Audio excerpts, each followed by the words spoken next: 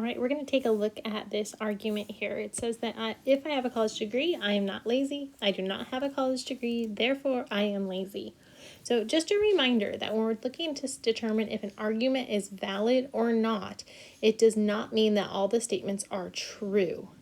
So as we look at this and talks about having a college degree, being lazy, there's not necessarily an implication that you can gain from that. As we look over whether the argument is valid or not, it's like only if the premises are true will its result be true. So just something to keep in mind. So I'm going to first think about just this argument in terms of a Venn diagram. And then we'll look at the truth table. So for the Venn diagram, it says that if I have a college degree, then I am not lazy. So that would mean that if I have a circle that represents all the lazy people, not lazy people, then I have a college degree would be inside of here, because this is showing that every person that if they have a college degree, they're in the not lazy group. Now, I don't have a college degree. That means that I do not live inside this circle. I could live here or I could live here though.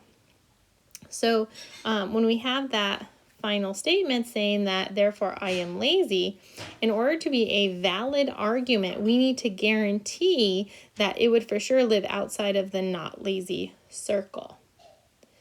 And there's no guarantee. It could live in here or it could live there. So we know that this is going to be not valid. Now to determine with truth tables, we're going to have to label each statement, and we're going to use letters P and Q. So we're going to say that P is I have a college degree. And we'll let Q be I am lazy. That way the not is going to be that negation of Q. And so the argument that we're really looking at is if I have a college degree implies I am not lazy.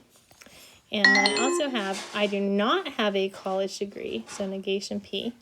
And that's, we're thinking that therefore I am lazy, which would be Q. We're going to say that it implies Q.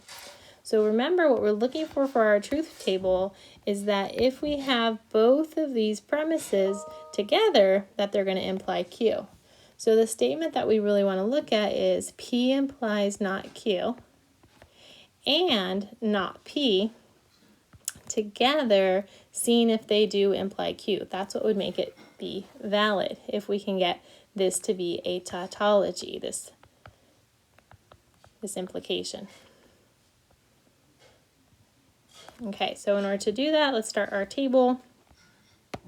We need P and Q only, so that's nice. We know that we're only going to have 4 rows. And then we're going to need some negation statements here, so we're going to have a not P and a not Q. So not P, it's just going to be false, false, true, true. Not Q would be false, true, false, true. And so the first statement that we're looking at here is going to be the P implying not Q. So P implying not Q. So true to F, that's the only time that we're false. True to true is true, false to false is true, and false to true is also true. Now the next thing that we're looking at is putting that with our not P. So we're looking for an and, the conjunction. And so putting, again, this with not P, so false and false, that's going to be false still. False and true is false. It's only true if both are true. So here's our true, true. So now we want to see if this and statement, which we have here, is going to imply our Q. So remember that we only have a false, so I'm going to put this for our implication. This is our actual argument here, just so I don't have to rewrite that statement, but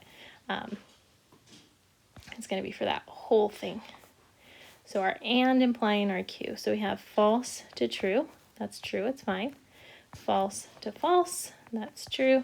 true to true, that's also true, and then true to false, that's the one that is throwing us off and making us not get a tautology here, which means, again, our argument is not valid.